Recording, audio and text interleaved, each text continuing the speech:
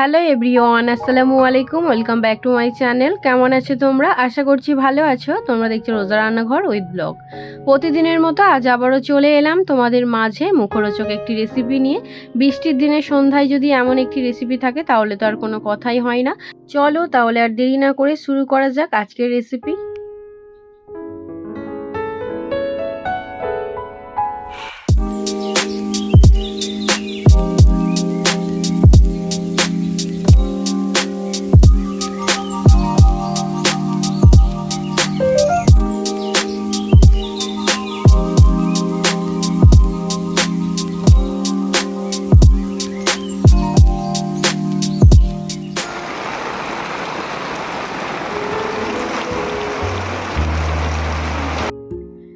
আজ সকাল থেকে ঝমঝম করে বৃষ্টি হচ্ছে, তার জন্য বাইরে বের হতে পারছি না। এই মাত্র বৃষ্টিটা থেমেছে, তাই ভাবলাম যাই একটু বাইরে থেকে ঘুরে আসি। আর অমনি আজকে চিড়ে ভাজা যেহেতু করব, তার জন্য কারি পাতাটা তুলে আনবো, ওই জন্য রাস্তার দিকে এখন যাচ্ছি।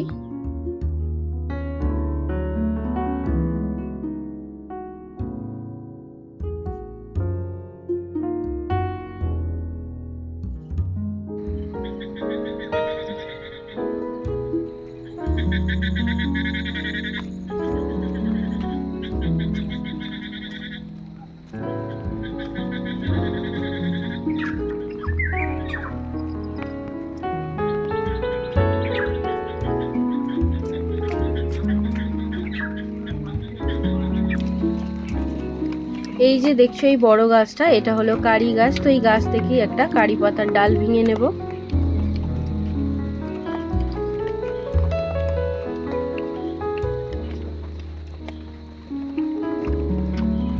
চলো তাহলে আর দেরি না করে এবারে বাড়ির দিকে যাওয়া যাক।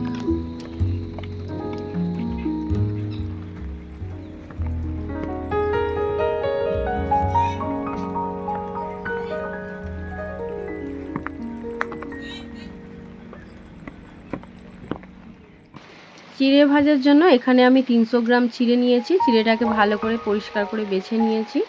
গ্যাসটা অন করে নিলাম। এবার এদিকে চা বসিয়ে দেব আর একদিকে চিড়েটা ভাজবো।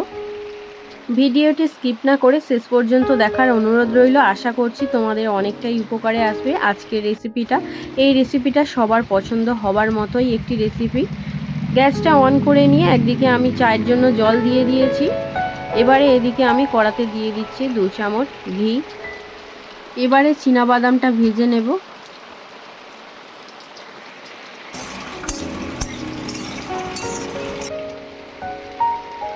জল গরম হয়ে গিয়েছে, এবারে দিয়ে দেব দুধ।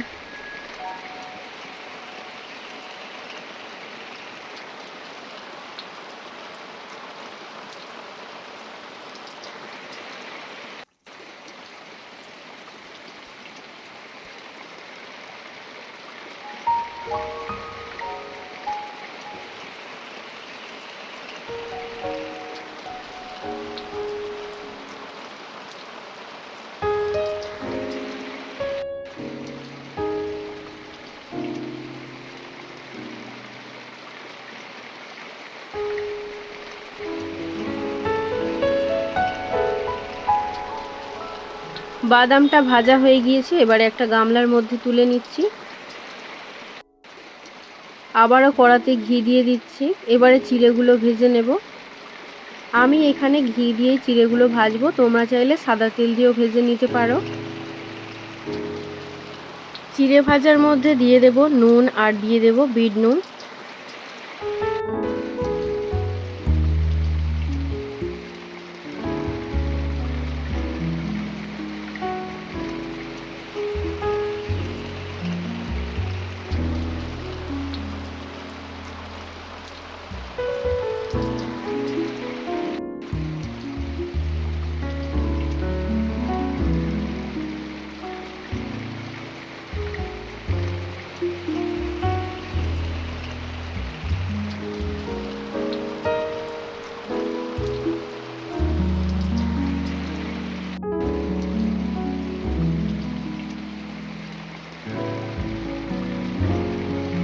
চিড়েগুলো মুচমুচে করে ভাজা হয়ে গিয়েছে, এবারে ঢেলে নেব এই গামলার মধ্যে। আবারও এই একইভাবে বাকি চিড়েগুলো ভেজে নেব।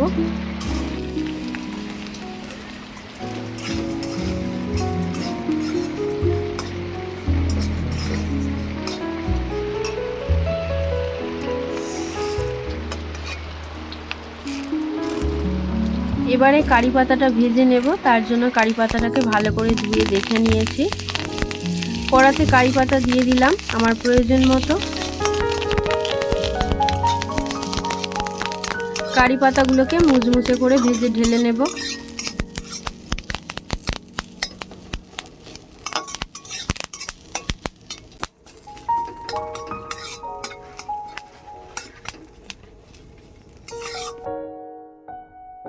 কারি পাতা ভাজা হয়ে গিয়েছে, এবারে ভেজে নেব পাঁপড়। তার জন্য কড়াতে আবারও দিয়ে দিলাম সাদা তেল।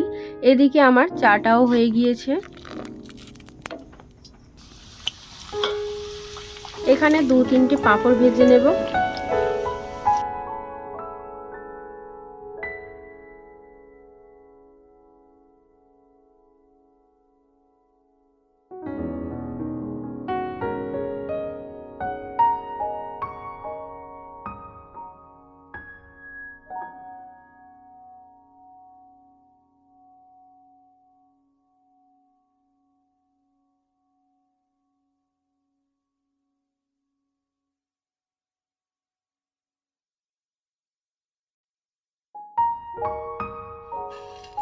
এবারে চিড়ে ভাজার মধ্যে দিয়ে দিচ্ছি ঝুরি ভাজা।